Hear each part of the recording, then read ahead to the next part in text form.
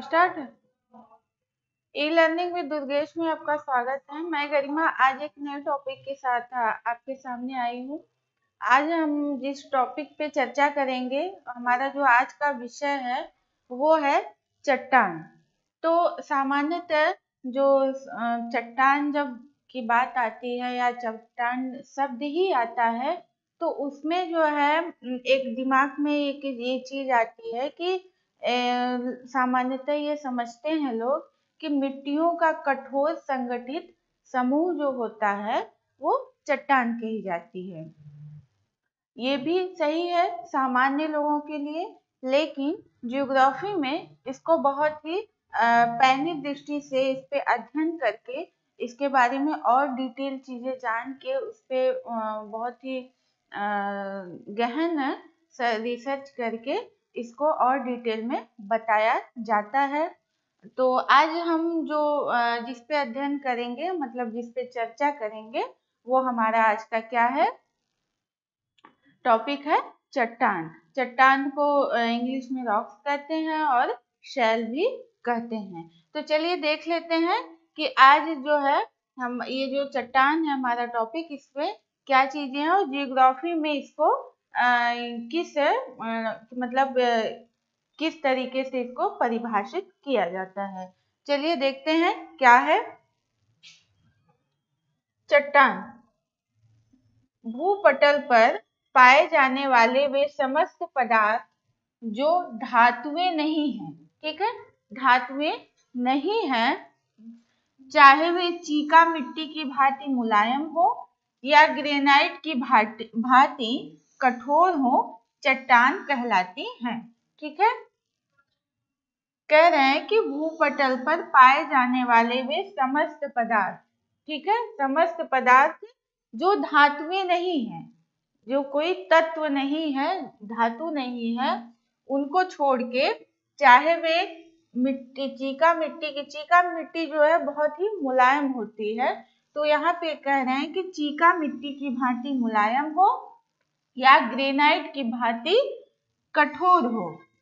और जो ग्रेनाइट होता है बहुत ही कठोर होता है, मतलब बहुत हार्ड होता है, वो टूटने पे जल्दी, तोड़ने पे जल्दी टूटता नहीं है। तो वही यहाँ पे ये कह रहे हैं कि वे समस्त पदार्थ जो धातुएं नहीं है, जिसमें कोई तत्व नहीं है, वो जो है चाहे वो मुलायम हो चाहे बहुत कठोर हो, वो सभी जो है संयुक्त रूप से चट्टान, शैल या रॉक से कहलाती हैं।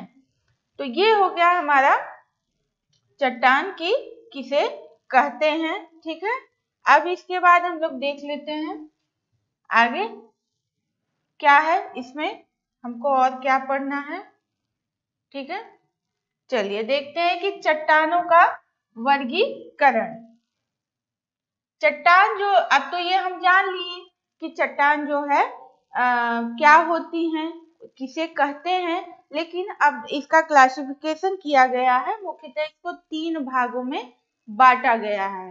वो 3 कौन कौन से हैं, और ये एग्जाम के दृष्टि से बहुत ही इम्पोर्टेंट है, इससे क्वेश्चन आते हैं जो है इस टॉपिक से, तो इसको अच्छे से आप लोग तैयार करिएगा। चलिए आगे देखते हैं चट्टानों का वर्गीकरण। ठीक है, 3 भागों में इन्हें बांटा गया है। कितने भागों में? 3 भागों में। तीनों कौन से हैं? आग्नेय चट्टान, इग्निक रॉक, अवसादी चट्टान, सेडिमेंट्री रॉक, और रूपांतरित चट्टान यानी मेटामॉर्फिक रॉक।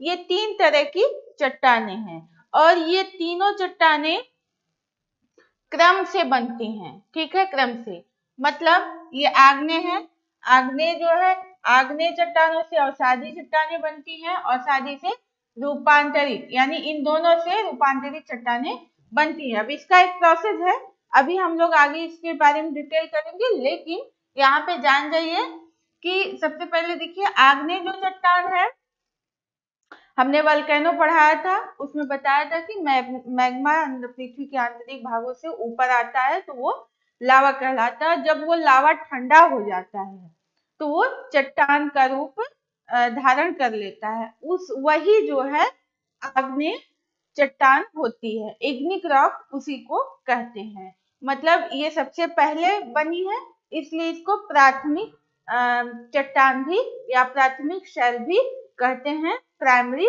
रॉक्स भी कहते हैं।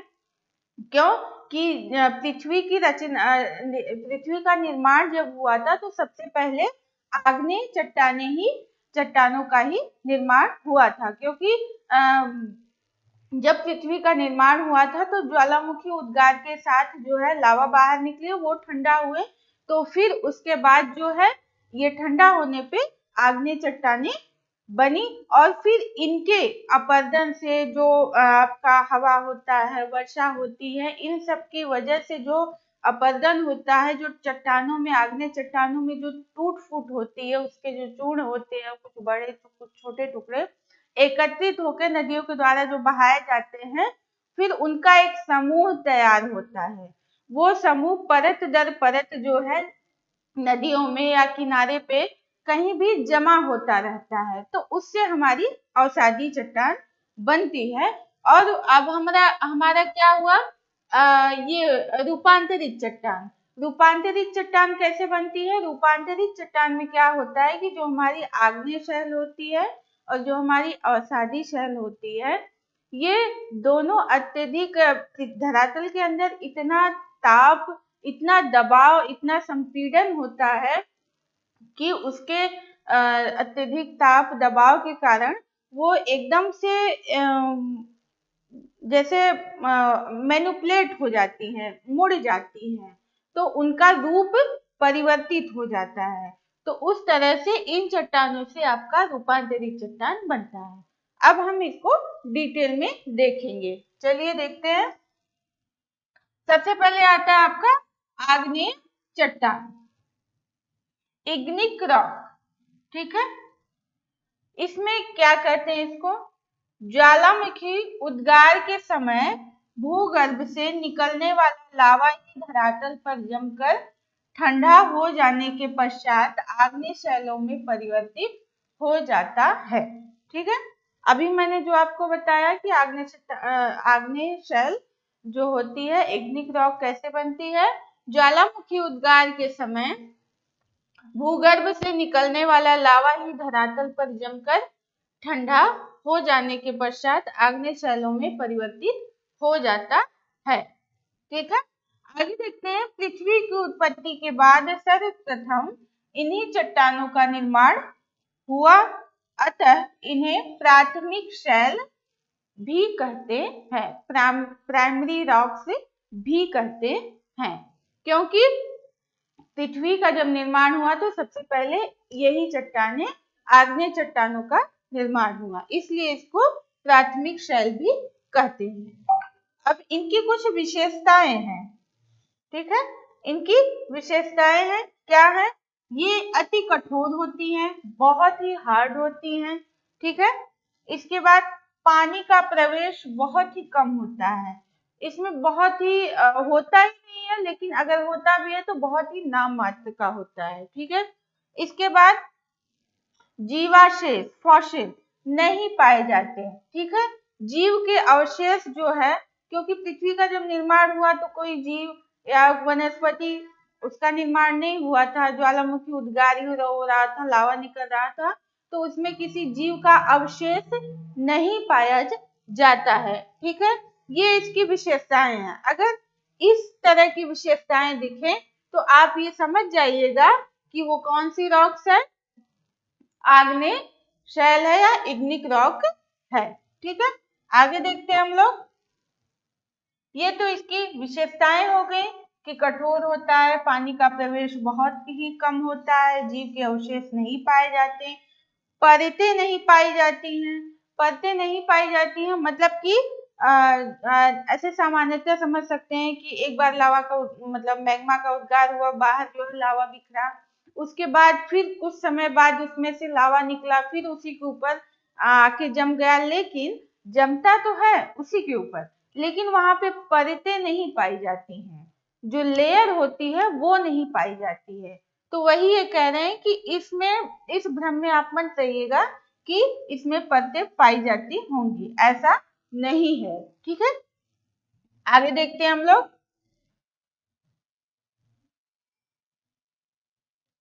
ये देखिए, ये है आपका, सॉरी, ये है आपका इग्निक रॉक। ठीक है, ये देखिए, ये है, ये लावा है। ऐसे आपको स्पष्ट दिखाई दे रहा होगा, हम फिगर के साथ आपको इमेज के साथ बता दे रहे हैं, जिससे आपको आपके माइंड में क्लियर हो जाए कि इग्निक रॉक क्या होती है। ये है आपका लावा जो ज्वालामुखी से निकलता है, धरातल के ऊपर आके ये इसी तरह फैल जाता है। और देखेंगे आप मतलब मूवी में या वीडियो वगैरह में आप देखे होंगे कि जब ज्वालामुखी से लावा निकलता है तो एकदम जैसे नदी नहीं बहती है, नदी की तरह लावा बहता है। ठीक है, तो वो जो आप देखते होंगे वो देखने में अपने आप में बहुत ही आश्चर्यजनक और भयावह होता है। और इसका तापमान तो इतना ज्यादा होता है कि मतलब कोई भी चीज जाते ही इसमें पता भी नहीं चलती कि कब गायब हो जाती है। ठीक है, तो ये है आपका लावा जो इस तरह से धरातल पर फैलता रहता है। और जब ये ठंडा होता है, ठंडा होके ये जब जम जाता है, तो यही आपका क्या कहलाता है, इग्निक रॉक, आग्नेय शैल कहलाता है। ठीक है, ये देखिए इसका ये जमा हुआ रूप है। आ, ये देखिए, ठीक है, ये जो है आपको दिख रहा है, ये इसका जमा हुआ रूप है, किसका, इग्निक रॉक। ये लावा है, और जो जब ठंडा ठंडा होता है, जम जाता है, तो इस तरह से हो जाता है। ठीक है, चलिए आगे देखते हैं। आगे है आपका,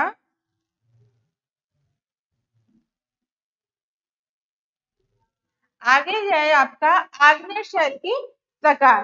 ठीक है, आग्नेय शैल के प्रकार होते हैं कुछ। एक तो होता है जो धरातल पे आता है लावा, वो जम जाता है। ठीक है, तो वो आपका आग्नेय शैल होता है। लेकिन कुछ ऐसे होते हैं जो कि जो मैग्मा आंतरिक भागों से ऊपर निकलने की कोशिश करता है, लेकिन किन्हीं कारणों से वो चट्टानों के, यानी धरातल में दो आंतरिक भागों में दो चट्टानें हैं, उनके बीच में वो फंस जाता है, वो ऊपर नहीं आ पाता है, तो वहीं पे वो जम जाता है।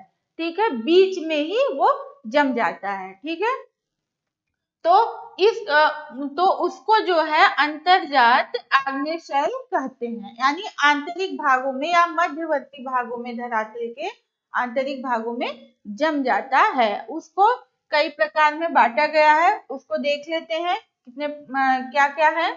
आग्नेय शैल के प्रकार, अंतर्जात आग्नेय शैल।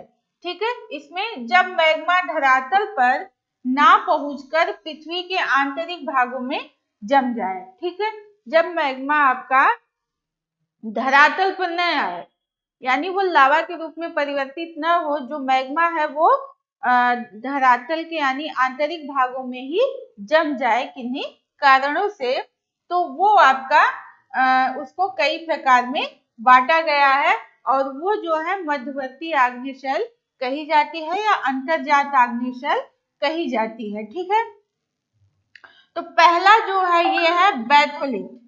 क्या है, बैथोलिथ।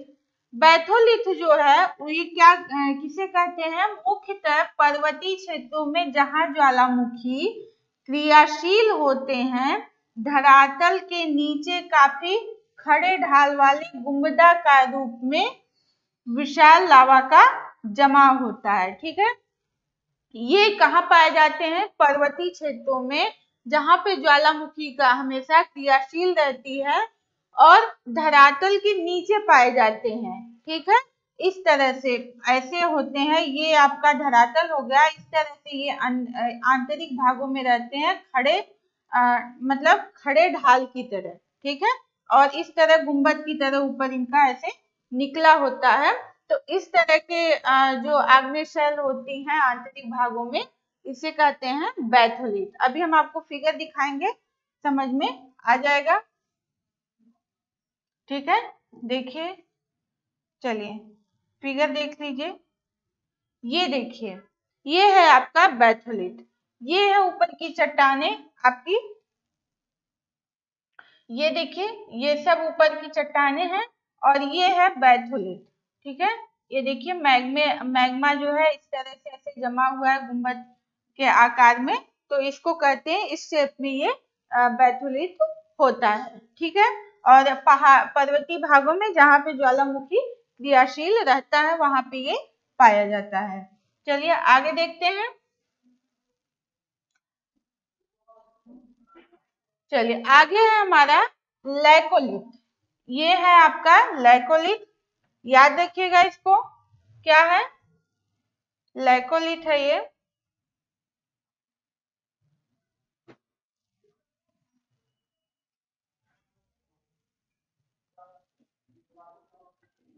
लैकोलिथ, इसे मतलब लैकोलिथ किसको कहते हैं, चलिए देख लेते हैं। लावा के गुंबदाकार जमाव होते हैं जो परतों के बीच गर्म लावा के भर जाने से बनते हैं। ठीक है, लावा का जो होता है ये गुंबद की तरह जमाव होता है, इस तरह से आपका लावा का जो है जमाव होता है, और ये परतों के बीच गर्म लावा के भर जाने, इस तरह से ये परतें होती हैं, लेयर होती हैं। ठीक है, लेयर होती हैं, कई लेयर होती हैं, और इस तरह से जब यहाँ पे जम जाए, यहाँ पे जम जाए, यहाँ पे, तो वही ये कह रहा है कि ये परतों के बीच इस तरह से जमी हुई पाई जाती हैं। ठीक है, तो इसको कहते हैं लैकोलिथ। अभी हम आपको फिगर में दिखाएंगे लैकोलिथ किसे कहते हैं। ठीक है, चलिए लैकोलिथ आपको दिखाते हैं। ये देखिए, ये है आपका लैकोलिथ। ठीक है, इस तरह से ये आपका लेयर है, ये है चट्टाने, और इसमें इस तरह से ये देखिए, ये है इस तरह से है, और ये आपका यहाँ से मैग्मा आता है, इसमें इस तरह से गुंबद के आकार में ऐसे जमा हो जाता है। ये क्या है आपका लैकोलिथ, इस तरह से इसका शेप होता है। ठीक है, चलिए आगे देखते हैं। लैकोलिथ के बाद क्या है, इसके बाद आता है आपका फैकोलिथ। ठीक है, अपना याद करना आसान होगा आप लोग के लिए जिस तरह से इसका नाम दिया गया है। फैकोलिथ किसको कहते हैं, भूमि के भीतर लावा का लहरदार जमाव। ठीक है, इस शेप में ऐसे जमाव होता है। ठीक है, धरातल के अंदर इस शेप में जमाव होता है, ऐसे लहरदार जमाव। ठीक है, चलिए इसको भी देख लेते हैं फिगर में, आपको क्लियर हो जाएगा। इस तरह से देखिए, ये है फैकोलिथ। ठीक है, इस तरह से जमा होता है, यहाँ पे जमा होगा, यहाँ पे होगा, यहाँ पे होगा। ठीक है, यहाँ पे होगा, ये ऊपर वाले हिस्से को अपनति कहते हैं, जो ऊपर उठा होता है, जो नीचे धसा होता है उसको अभिनति कहते हैं। अपनति, अपनति, एंटीक्लाइन, इन सबको जो है हम अगले क्लास में इस टॉपिक पे चर्चा करेंगे। चलिए आगे देख लेते हैं, आगे क्या है।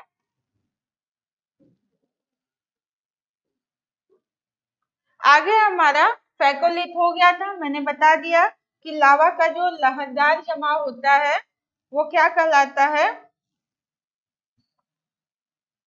वो कहलाता है आपका फैकोलिथ। अब है आपका फैकोलिथ हो गया, इसके बाद आपका लोपोलिथ। लोपोलिथ किसे कहते हैं, ये है जब मैग्मा का जमाव एक छिछली बेसिन में होता है। ठीक है, और तस्तरी नुमा आकार ग्रहण करता है। ठीक है, तस्तरी नुमा मतलब इस तरह से आपकी बेसिन हो गई। ठीक है, इस तरह से, और इस तरह से इसका शेप होता है। मान लीजिए ये आपकी आग्नेय चट्टान है, ये इस तरह से जमा हो गई। ठीक है, इस तरह से हम आपको बना के दिखा रहे हैं जिससे कि आपको क्लियर हो जाए। इस तरह से ऐसे जमा होता है ये। ठीक है, ये चट्टान के अंदर या धरातल के अंदर मध्यवर्ती भागों में इस तरह से जमा होता है, तस्तरी नुमा इसका आकार होता है। ठीक है, इस तरह से जब जमा हुआ पाया जाता है तो उसको क्या बोलते हैं, उसको लोपोलिथ बोलते हैं, छिछली बेसिन में। बेसिन वाले क्षेत्र में ये पाया जाता है। ठीक है, ये क्लियर हो गया। अगला क्या है ये देख लेते हैं हम लोग। अगला है डाइक। डाइक किसे कहते हैं? जब आपका लावा लंबवत रूप में, सॉरी मैग्मा जो है धरातल के मतलब आंतरिक भागों में लंबवत रूप में जमा होता है, तो अब जैसे आंतरिक भागों में दरार है उसमें आके आपका मैग्मा या लावा जमा हो गया, तो अभी ऐसे तो दिखाई नहीं देगा, लेकिन जब धीरे धीरे अगल बगल की चट्टानें परतें हटेंगी तो वो एक स्तंभ की तरह दिखाई देगा। ऐसे लंबवत रूप में ऐसे जो है ऐसे खंभे की तरह दिखाई देगा। जैसे इधर ऐसे जमा हो गया, ये चट्टानें हैं, जब ये धीरे धीरे अपर्दित हो जाएंगी, यानी कि ये किनारे, ये चट्टानें यहाँ तक मान लीजिए हट गई। ठीक है, समझ लीजिए यहाँ तक हट गई। ठीक है, यहाँ ये किनारे से हट गई। ठीक है, तो ये आपका इस तरह से हमें दिखाई देगा। अभी हम आपको फिगर में दिखाते हैं, पता चल जाएगा डाइक किसे कहते हैं। ठीक है, ये है, ये देखिए ये है डाइक। ठीक है, ये जमा हुआ है, ये मैग्मा आपका इस भाग में जमा हुआ है। ठीक है, ये जमा हुआ है और इसके किनारे किनारे ये शेल है, मतलब कुछ मोटी मोटी और कठोर और मुलायम शेलें इस तरह से पड़ी हुई हैं। अब जब ये इनका अपर्दन हो जाएगा, ये हट जाएंगी ये शेलें धीरे धीरे, तो ये बीच वाला भाग तो कठोर रहेगा, क्योंकि आग्नेय शेल है, चट्टान है, तो ये बहुत ही कठोर होगा, तो ये नहीं हटता है, ये ऐसे लंबवत रूप में ये खड़ा रहता है। ठीक है, चलिए देख लेते हैं कि जब अगल बगल की चट्टानें हट जाती हैं, अपर्दित हो जाती है, इस तरह से ये दिखता है, इरोजन हो जाता है। ये है अवरोधी शेल, कमजोर शेल। ठीक है, ये जो है, जो कमजोर शेल है वो आपकी हट गई, देखिए, और इस तरह से ये गुंबद नुमा हमें खड़ा हुआ दिखाई देता है। ठीक है, ये है आपका डाइक। चलिए अब आगे देखते हैं क्या है।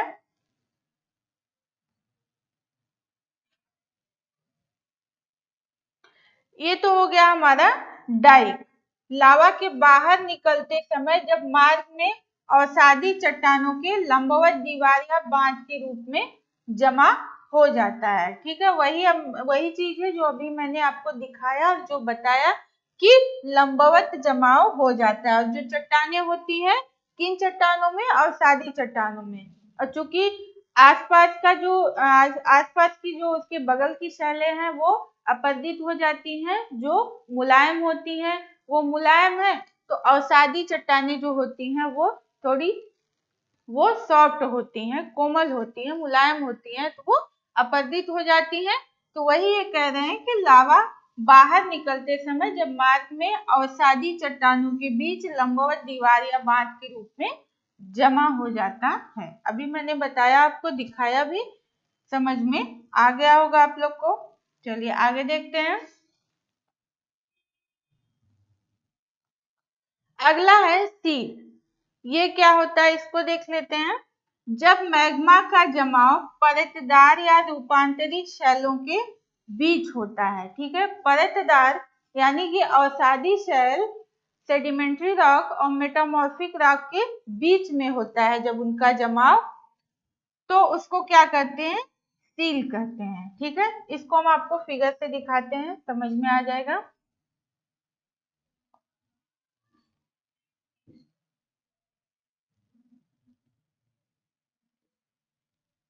ये देखिए, ये है आपका सील, ये वाला हिस्सा जो है। ठीक है, ये ये देखिए, यहाँ से आपका मैग्मा ऊपर आया और इस तरह से ये आपकी सेडिमेंट्री रॉक है और मेटामॉर्फिक रॉक है, इसी में ये जो है इनके बीच आके जमा हो जाता है। ये देखिए, इस तरह से जमा हो जाता है, तो इसको क्या बोलते हैं? सील बोलते हैं। ठीक है, इसको क्या नाम दिया गया? सील। और जब ये रूपांतरित शैलों के बीच में यानी मेटामॉर्फिक रॉक के बीच में ये हार्ड होती हैं, इनके बीच में आके जब ये जमा हो जाता है तो ये शीट कहे जाते हैं। क्या कहे जाते हैं? शीट। यानी कि इससे बहुत पतले जमाव में इसका जमाव होता है, इसकी तुलना में काफी पतला होता है, इसको शीट बोलते हैं। ठीक है, लिखा नहीं गया लेकिन यहाँ पे हम आपको बता देते हैं। इस तरह से जमाव जब होता है तो सील कहा जाता है, इस तरह से पतले रूप में होता है तो शीट बोलते हैं। ठीक है, आगे देखते हैं।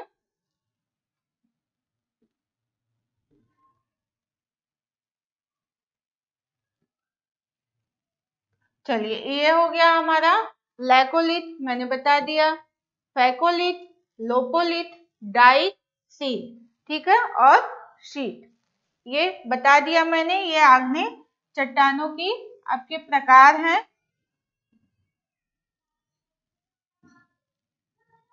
ठीक है, ये इसके प्रकार हैं।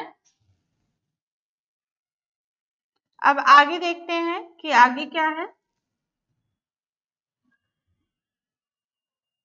ठीक है, चलिए, आगे है हमारा जो इग्निक रॉक होता है उसी के बारे में, उसका जो रासायनिक संगठन है, उसकी जो रासायनिक संरचना है उस दृष्टि से देख लेते हैं। आपको याद होगा जब मैं आपको वोल्केनो बता रही थी, समझा रही थी, तो उसमें एसिडिक लावा और बेसिक लावा के बारे में मैंने चर्चा की थी।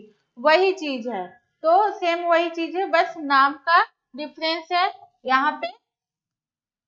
ठीक है, अम्लीय चट्टाने, इसमें क्या क्या होता है? बालू या सिलिका की मात्रा 65 से 80% तक होती है। 65 से 85% तक सिलिका की मात्रा पाई जाती है अम्लीय चट्टाने जो होती हैं। ठीक है, आग्नेय शैल में जो अम्लीय चट्टाने होती हैं उसमें क्या पाया जाता है? 65 से 85% आपका सिलिका पाया जाता है। शेष एल्युमिनियम, मैग्नीशियम व क्षार पदार्थ एवं चूना होता है। ठीक है, शेष क्या पाया जाता है? एल्युमिनियम, मैग्नीशियम, क्षार पदार्थ और चूना पाए जाते हैं। जैसे आपका इस प्रकार की जो चट्टाने होती है उसमें कौन कौन सा आता है? ग्रेनाइट आता है इस कैटेगरी में, रायोलाइट आता है आपका, पिच स्टोन आता है, ऑब्सिडियन आता है। ठीक है, इस तरह की चट्टाने इस कैटेगरी में यानी अम्लीय चट्टानों की कैटेगरी में आती हैं। ठीक है, इसके बाद देख लेते हैं। इसके बाद है हमारा क्षारीय शैल। ठीक है, इसमें क्या होता है? सिलिका 45 से 55% पाई जाती है। परसेंटेज याद रखिएगा, पूछता है कभी कभी ये कि 45 से 55% तक सिलिका की मात्रा पाई जाती है, यानी कि इसकी तुलना में बहुत ही कम होती है। शेष लोहा, चूना, मैग्नीशियम पाया जाता है। ठीक है, इसमें कौन कौन सी चट्टानें आती हैं? Basalt, dolomite, gabbro. ठीक है, ग्रेबो जो है आता है आपका, बेसाल्ट, डोलोमाइट और ग्रेबो। ठीक है, एक चीज और है इसमें कि आग्नेय शैल प्रायद्वीपीय भारत में अधिक पाई जाती हैं और इनका उपयोग जो है भवन निर्माण में होता है। ठीक है, ये तो हो गया कि जो घर वगैरह बनाए जाते हैं उसमें इसका उपयोग किया जाता है। एक होता है आग्नेय शैल प्रायद्वीपीय भारत में अधिक पाई जाती है, ये कह रहा है क्योंकि आज से जब प्रायद्वीपीय भारत का, दक्षिणी भारत के हिस्से का जब आप अध्ययन करेंगे, काफी डीप स्टडी जब उसका किया आप करेंगे तो उसके बारे में जानेंगे कि उसका जो वहाँ है, वहाँ पे सब पहले ज्वालामुखी उद्गार जो हुआ था वो लावा वहाँ पे बिखरा हुआ है। वो लावा ठंडा होने से मोटी मोटी मतलब कठोर परतों की चट्टाने इस तरह से बिछी हुई हैं, कठोर चट्टाने। तो वहाँ पे कह रहे हैं कि प्रायद्वीपीय भारत में आग्नेय चट्टाने ज्यादा पाई जाती हैं। छोटा नागपुर का पठार, अरावली का क्षेत्र, इन सब क्षेत्रों में आपका छत्तीसगढ़ का क्षेत्र आता है, यहाँ पे आपका ज्यादा पाया जाता है। कौन सी चट्टाने? आग्नेय चट्टाने। आगे देखते हैं।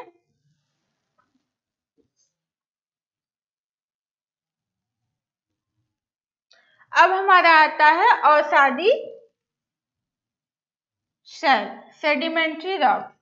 ठीक है, मैंने पहले भी बताया कि सेडिमेंट्री रॉक उसको कहते हैं जो आग्नेय चट्टानें होती हैं, आग्नेय चट्टानों के टूट फूट से, उसके अपरदन से, हवा से, पानी से, और जो बारिश होती है या फिर मौसम अचानक ठंडा हो जाता है फिर गर्म हो जाता है, तो बारिश होती है उस पे जो जब चट्टानों पे पड़ता है तो उसमें चटकने आ जाती हैं। इस तरह से बार बार से इन क्रियाओं के होने से जो आग्नेय शैलें हैं वो टूट टूट के धीरे धीरे अलग होती हैं, उनका अपरदन धीरे धीरे हो जाता है। तो कुछ मोटे रूप, कुछ बड़े रूप में होती हैं, कुछ चूर्ण के रूप में होती हैं।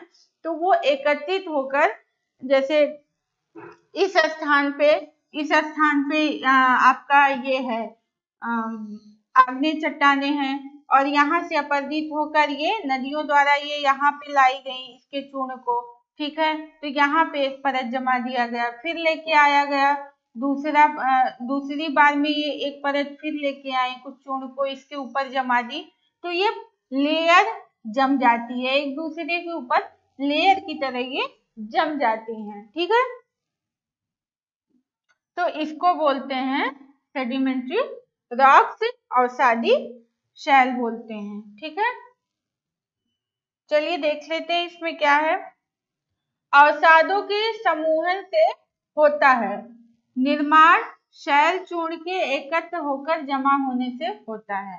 अभी मैंने बताया कि जो आग्नेय चट्टानें हैं उनके टूट फूट से, उनके अपरदन से जो चूर्ण एकत्रित होते हैं, और अब चूंकि अब जब नदी द्वारा ये चीजें आपका ये चूर्ण जो होता है, जो अवसाद होते हैं निकले हुए आग्नेय चट्टानों से अपरदित हुए पदार्थ, जब ये नदियों द्वारा लेके जाए जाएंगे तो बीच में जीव के अवशेष, वनस्पति, ये सारी चीजें इसमें मिल जाएंगी, मिली हुई होती हैं। तो आगे जो है इसी के साथ ही इस लेयर में जमा हो जाएंगी कि जीव के अवशेष भी इसमें मिल जाते हैं। ठीक है, और ये लेयर के रूप में जमा हो जाती है। ठीक है, और ये कह रहा है अवसादों के समूहन से। तो आग्नेय शैल का जो अपरदन होता है उससे तो इसका निर्माण होता है, लेकिन जब इसका परिवहन किया जाता है पवन द्वारा या नदियों द्वारा, जब ये ले जाया जाता है तो इसमें आपके जीव के अवशेष, वनस्पति और तमाम प्रकार की जो अवसादें होती हैं, जो भी उसमें पाई जाती हैं, वो उनके समूहन से भी इनका जो है उसी में सम्मिलित हो जाती हैं, उससे इनका निर्माण होता है परतों के रूप में। ठीक है, आगे चलते हैं। इसी के बारे में हमको देखना है।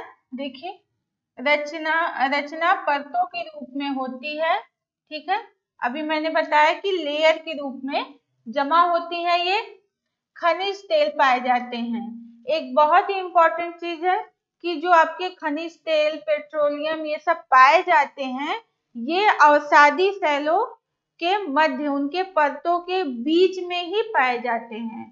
ठीक है, ये याद रखिएगा कि जो आपकी खनिज तेल हैं, जो पेट्रोलियम वगैरह है, ये सेडिमेंट्री रॉक की परतों के बीच में पाए जाते हैं।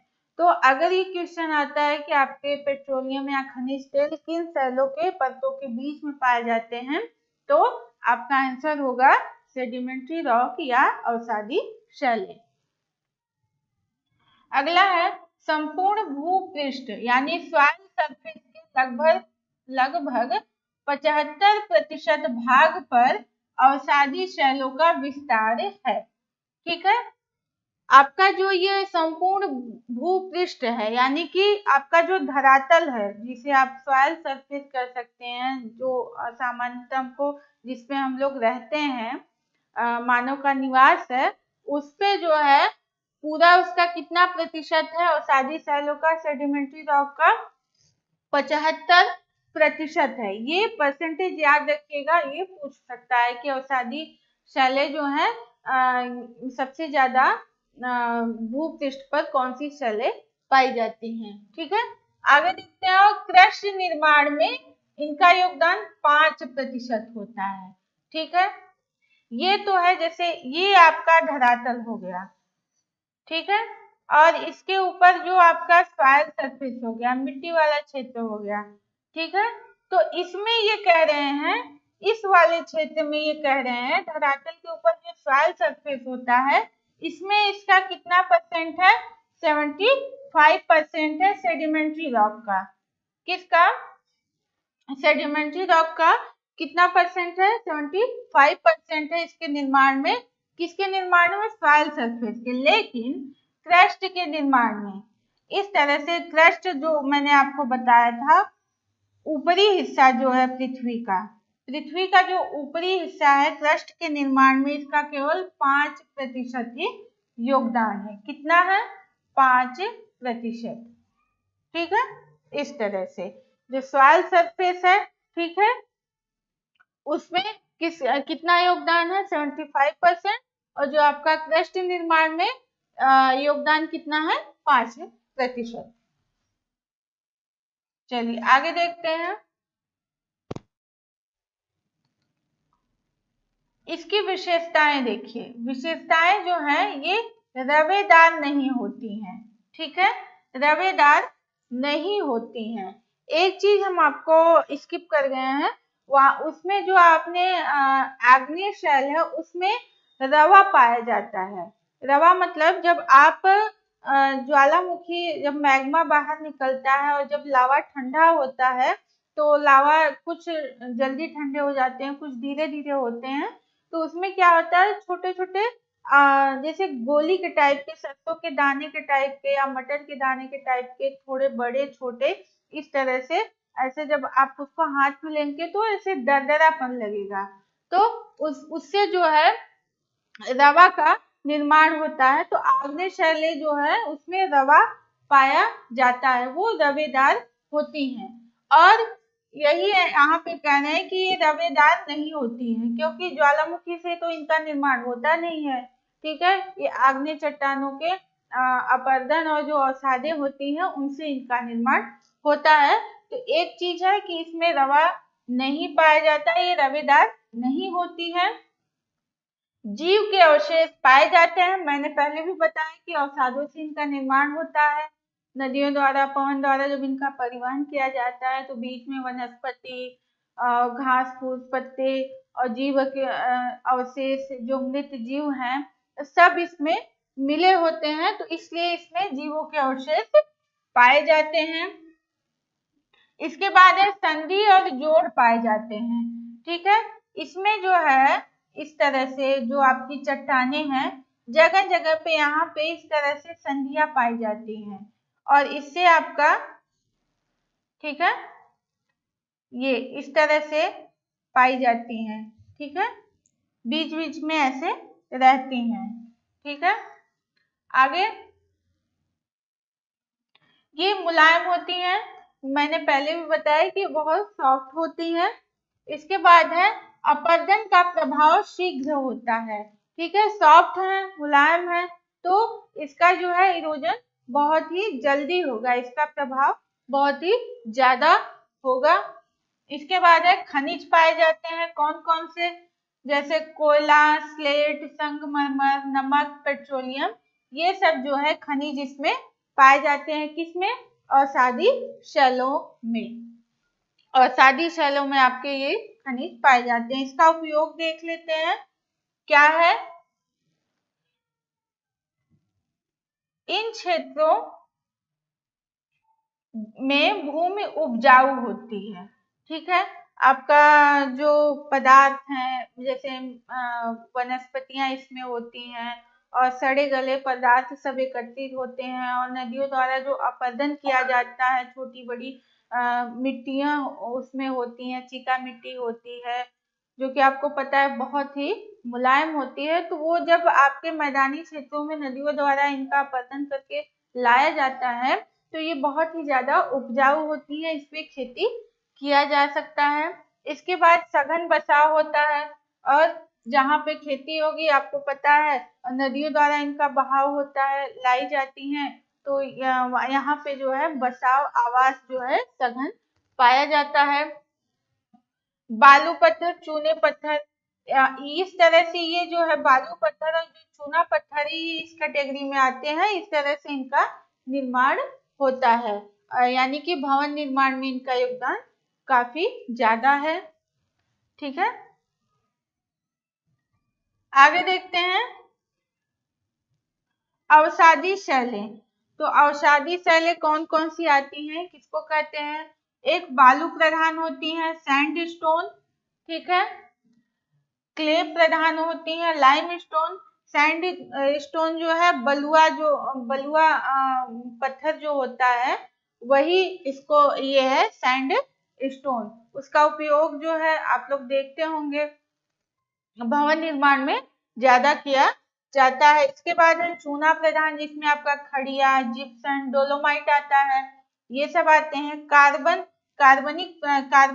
रूप में जो प्रधान शैलें होती है वो है कोयला।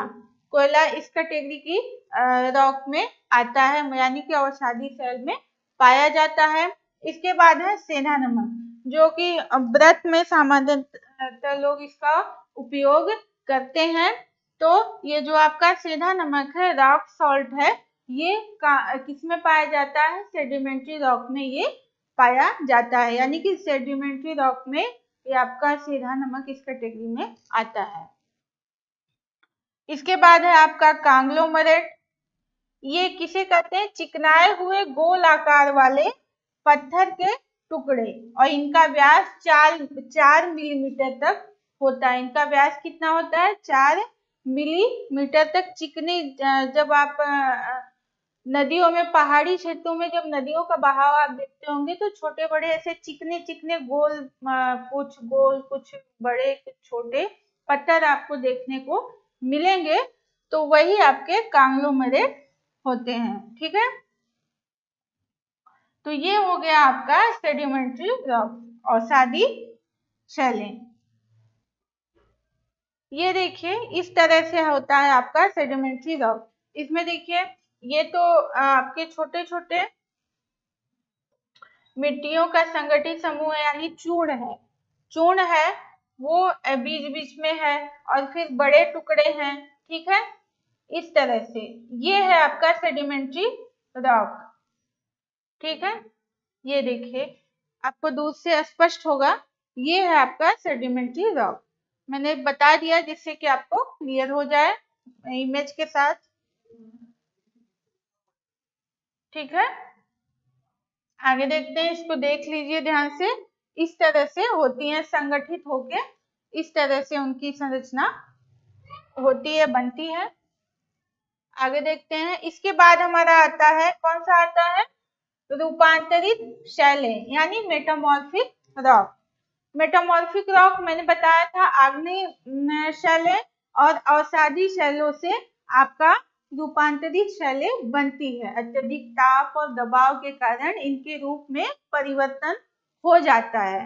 ठीक है, इनके रूप में परिवर्तन हो जाता है, उसी को हम क्या कहते हैं? रूपांतरित या कायांतरित शैलें या मेटामॉर्फिक रॉक। देख लेते हैं इसको डिटेल में। उच्च तापमान, दबाव या दोनों के प्रभाव से, या तो अत्यधिक तापमान होता है या दबाव होता है, ठीक है, या दोनों होते हैं, दोनों के प्रभाव से एवं ऊंचे ताप की वाष्प जल की रासायनिक क्रिया से आग्नेय व अवसादी शैलों के मूल स्वरूप में परिवर्तन हो जाता है। ठीक है, मैंने बताया कि इसका इन दोनों की शैलों से, ये जो आग्नेय अवसादी शैलें हैं इनसे ही बनते हैं, लेकिन इनके जैसे आपका कांग्लोमरेट है और यानी अवसादी शैलें हैं, आपका ग्रेनाइट है, ठीक है, तो अत्यधिक ताप, दबाव और वाष्प के कारण इनका रूप बहुत ही ज्यादा परिवर्तित हो जाता है। ये अपने मूल चट्टान के रूप में पहचानी नहीं जा सकती है, बहुत ही कठिन होता है इनको पहचानना। ठीक है, तो यहाँ पे यही कह रहे हैं कि क्रिया से आग्नेय व अवसादी शैलों के मूल स्वरूप में परिवर्तन हो जाता है। फलस्वरूप बनी चट्टानें रूपांतरित शैल कहलाती हैं। और फिर जब इनका मूल स्वरूप परिवर्तित हो जाता है तो जो नया रूप इनका बनता है उन्हें क्या कहते हैं, रूपांतरित शैल कहते हैं। ठीक है, अब देखते हैं इन शैलों में कठोरता दृढ़ता भी सर्वाधिक होती है। ठीक है, ये बहुत ही ज्यादा कठोर होती हैं। ठीक है, जो आग्नेय शैलें हैं, जो अवसादी शैलें हैं, आप अनुमान लगा सकते हैं कि उन दोनों के मूल रूप को परिवर्तित करके जब ये बनती हैं तो कितनी ज्यादा दृढ़ और कठोर होती होंगी। इसके बाद है जीवाश्मों का अभाव होता है। जीवाश्मों का अभाव क्यों होता है, क्योंकि आपको पता होगा कि ये थर्ड स्टेज की रॉक है तो इसमें जीवाश्म होने चाहिए, लेकिन होते हैं, लेकिन इतना ज्यादा अत्यधिक ताप दबाव के कारण वो पता ही नहीं चलती हैं। मतलब कि उनका अनुमान नहीं लगाया जाता, वो भी उसी में मिल जाती हैं, मर्ज हो जाती हैं, उनको पता नहीं पाया जा सकता है। तो जीवाश्मों का अभाव होता है, इसलिए यहाँ कह रहा है कि अभाव होता है, ऐसा नहीं है कि नहीं पाई जाती, कम मात्रा में होती हैं, अभाव होता है इनका। इसके बाद ऐसी शैलों में कौन कौन सी होती है, हीरा आता है, संगमरमर, अभ्रक, क्वार्टजाइट, इस तरह की शैलें आती हैं। कौन कौन सी, हीरा, संगमरमर, अभ्रक, क्वार्टजाइट आते हैं। ठीक है, मैंने जो बताया, जैसे आपका आग्नेय शैल है उसमें ग्रेनाइट बताया, और जो आपका ये मेटामॉर्फ सेडिमेंट्री रॉक है उसमें मैंने बताया कि कौन कौन सी उसके उदाहरण हैं या उस कैटेगरी में कौन कौन से आते हैं। इसको आप लोग याद रखिएगा क्योंकि ये पूछ सकता है कि ये किस कैटेगरी की चट्टानें है। ठीक है, चलिए आगे देखते हैं। ये देखिए, ये है आपका रूपांतरित शैल यानी मेटामॉर्फिक रॉक।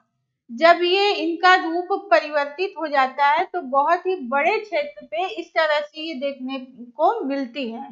ठीक है, इस तरह से ये देखने को मिलती है। आपका नर्मदा नदी में जो है भेड़ाघाट के पास जो है नर्मदा नदी मध्य प्रदेश में, वहां पे आपको संगमरमर की चट्टानें देखने को मिलेंगी। तो वहां पे क्या है कि वो रूपांतरित शैलें हैं। ठीक है, वो अत्यधिक ताप और दबाव के कारण इतना ज्यादा उन पे ताप और दबाव पड़ा कि उनका रूप परिवर्तित हो गया है। ठीक है, तो यहाँ पे वही ये फिगर के साथ हम आपको दिखा दे रहे हैं जिससे कि आपको समझ में आ जाए कि संयुक्त रूप से जब किसी बड़े क्षेत्र में ये देखी जाती हैं तो इस तरह से ये दिखती हैं। अब इसकी खुदाई करके, इसको फिर निकाल के, इसको साफ करके जो है इसको फिर मार्केट में लाया जाता है, इससे भवन निर्माण होते हैं, मतलब बहुत ही उपयोग में लाया जाता है ये। चलिए आगे देखते हैं। मैंने आपको इमेज दिखा दिया जिससे कि आपको क्लियर हो जाए। ये देखिए, ये भी है आपका मेटामॉर्फिक रॉक, मतलब ये उसका छोटा हिस्सा है, उसको दिखाया गया है इस तरह से। देखिए, ये एकदम पहचान में नहीं आ रहा है कि ये इसका मूल रूप क्या है। ठीक है, आगे देखते हैं। अब ये है कि जो आग्नेय शैलें हैं और जो आपकी अवसादी शैलें हैं और जो आपका मेटामॉर्फिक रॉक है, इनके रूपांतरण से इन पर जब ताप और दबाव का प्रभाव पड़ता है, जब वाष्प का प्रभाव पड़ता है अत्यधिक, तो ये किस रूप में, कौन सी चट्टानें किस रूप में परिवर्तित होती हैं, यहाँ पे वो है। तो इस पॉइंट को अच्छे से तैयार करिएगा। तो ये कभी कभी पूछ देता है कि जैसे आपका है ग्रेनाइट, ये किस चट्टान में बदलता है, किस में परिवर्तित होता है, तो इसको याद रखिएगा। चलिए इसको देख लेते हैं। ये है आग्नेय शैलों के रूपांतरण से बनी शैलें।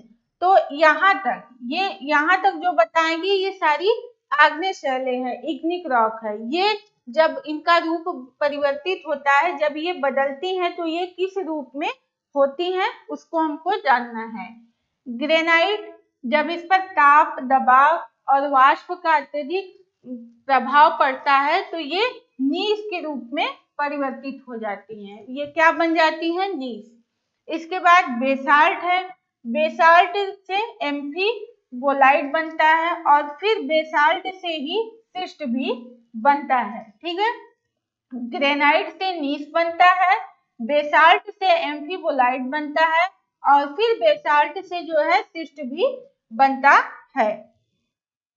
चलिए आगे देखते हैं, इसको याद रखिएगा। अवसादी शैलों के रूपांतरण से बनी शैलें। ये तो हो गया आपका इग्निक रॉक, जिसके रूपांतरण से जो शैलें बनती हैं मैंने आपको बता दिया। अब है आपका अवसादी शैलें कि इनके रूपांतरण से कौन सी शैलें बनती हैं। तो देखिए, क्ले एवं शैल, इससे क्या बनता है? स्लेट बनता है। ठीक है, इसके बाद है चूना पत्थर यानी लाइमस्टोन से संगमरमर बनता है। क्या बनता है? जब इस पर अत्यधिक ताप और दबाव का प्रभाव पड़ता है लाइमस्टोन पर, ये किस रूप में परिवर्तित होता है? संगमरमर बनता है। यानी कि ये चूना पत्थर का परिवर्तित रूप है। क्या है? संगमरमर है। याद रखिएगा इसको। इसके बाद जो चाक और जो डोलोमाइट होता है, इससे भी संगमरमर ही बनता है इसके परिवर्तित होने से। इसके बाद है आपका बालू का पत्थर यानी सैंडस्टोन, इससे जो है क्वार्टजाइट बनता है। क्वार्टजाइट बनता है। याद रखिएगा, जो कांग्लोमरेट है, मैंने जो बताया कि जो नदियों में छोटे बड़े चिकने आकार के जो पत्थर दिखते हैं वो कांग्लोमरेट होते हैं और उनके रूपांतरण से जो बनता है वो है क्वार्टजाइट। ठीक है, ये क्वार्टजाइट बनता है। इसके बाद बिटुमिनस कोयला। कोयला के जो 4 प्रकार होते हैं उसमें एक है बिटुमिनस कोयला है। तो उसमें जो है आपका इसका रूप जब परिवर्तित होता है बिटुमिनस कोयला का, तो ये ग्रेफाइट और हीरा में बदल जाता है। तो हीरा किसका परिवर्तित रूप है? बिटुमिनस कोयला का। बिटुमिनस कोयला जब परिवर्तित होता है तो वो हीरे के रूप में परिवर्तित हो जाता है, यानी उस रूप में बदल जाता है। इसके बाद कुछ ऐसी चट्टानें हैं जो कि रूपांतरित शैलें हैं। ठीक है, लेकिन अत्यधिक ताप और दबाव के कारण उनका रूप भी फिर से परिवर्तित हो जाता है। ठीक है, चलिए इसको देखिए। रूपांतरित शैलों के पुनः रूपांतरण से बनी शैलें कौन सी हैं? स्लेट से, यहाँ पे देखिए क्ले और शैल से स्लेट बना। ठीक है, लेकिन यहाँ फिर स्लेट से फाइलाइट बना। फाइलाइट, स्लेट से फिर ये फाइलाइट बना और फिर फाइलाइट से शिस्ट बना। ठीक है, फाइलाइट से आपका क्या बना? शिस्ट बना। ये देखिए, बेसाल्ट से शिस्ट बना और यहाँ पे आपका स्लेट से फाइलाइट बना, फाइलाइट से फिर शिस्ट बना। ठीक है, तो ये साइकिल होता है, ये एक तरह से रॉक साइकिल होता है, ये चलता रहता है। इसके बाद है ग्रेब्रो।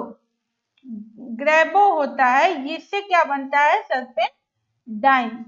तो इसको याद रखिएगा, ये बहुत ही इम्पोर्टेंट है पॉइंट, इसको याद रखिएगा, ये पूछता है आपके एग्जाम में। बेसाल्ट एक बार देख लेते हैं। ग्रेनाइट से नीस बनता है, बेसाल्ट से एम्फीबोलाइट बनता है, बेसाल्ट से ही शिस्ट बनता है। अवसादी शैलों में क्ले और शैल से स्लेट बनता है, चूना पत्थर से संगमरमर बनता है, चाक और डोलोमाइट से संगमरमर इससे भी बनता है, बालू का पत्थर है उससे क्वार्टजाइट बनता है, कांग्लोमरेट है उससे भी क्वार्टजाइट बनता है, जो बिटुमिनस कोयला है उससे ग्रेफाइट और हीरा बनता है। इसके बाद है जो ये शैलें हैं, जो रूपांतरित शैलें हैं, इनके पुनः रूपांतरण से यानी इनका रूप जो बदला हुआ है उनका और भी रूप बदल जाता है। तो इससे जो है स्लेट से फाइलाइट बनता है, फाइलाइट से शिस्ट बनता है। इसके बाद है ग्रेबो, ग्रेबो से सर्पेंटाइन बनता है। तो इस तरह से मैंने आपको बताया रॉक्स के बारे में, आग्नेय रॉक, सेडिमेंट्री रॉक और मेटामॉर्फिक रॉक। उसकी जो विशेषताएं हैं, किसको कहते हैं, कैसे उनका निर्माण होता है, ये सारी चीजें हम डिटेल में आपको बता दिए। एक चीज लास्ट में है, इसको देख लीजिए। अभी मैंने रॉक साइकिल के बारे में मैं कह रही थी, तो वही चीज होती है। देखिए, इग्निक रॉक जो है, ज्वालामुखी, ये देखिए वोल्केनो इरप्शन है, ठीक है, यहाँ से निकला लावा, इसके ठंडा होने से आपका इग्निक रॉक बन गया, ठीक है। इग्निक रॉक के टूट फूट से ये देखिए छोटे बड़े इसके टुकड़े हैं, ठीक है, सेडिमेंट इसके बने छोटे बड़े टुकड़े, और फिर इनके संगठन से, इनके एकत्रित होने से आपका सेडिमेंट्री रॉक बन गया है। ये देखिए लेयर इस तरह से है, ठीक है, ये आपका बन गया सेडिमेंट्री रॉक। और फिर सेडिमेंट्री रॉक से आपका मेटामॉर्फिक रॉक बना, मैंने आपको इमेज के साथ बताया था। सेडिमेंट्री रॉक बना, आपको दिखाया भी था मैंने।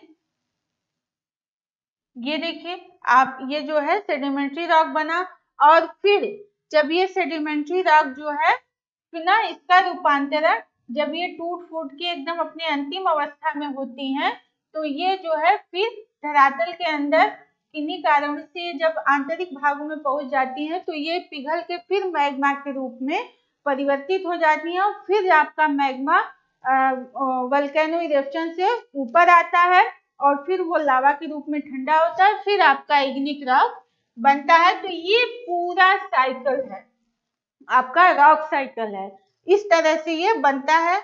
तो मैंने आपको बता दिया igneous rock, sedimentary rock, metamorphic rock, उसका सारा डिटेल, और लास्ट में आपको जो रॉक साइकिल है कि कैसे कैसे बनता है, वो आपको इमेज के साथ मैंने बता दिया, फिगर के साथ, जिससे कि आपको समझ में आ जाए। तो आज के लिए इतना ही, ठीक है, आज के लिए इतना ही। नेक्स्ट क्लास में एक नए टॉपिक के साथ मिलेंगे। Thank you.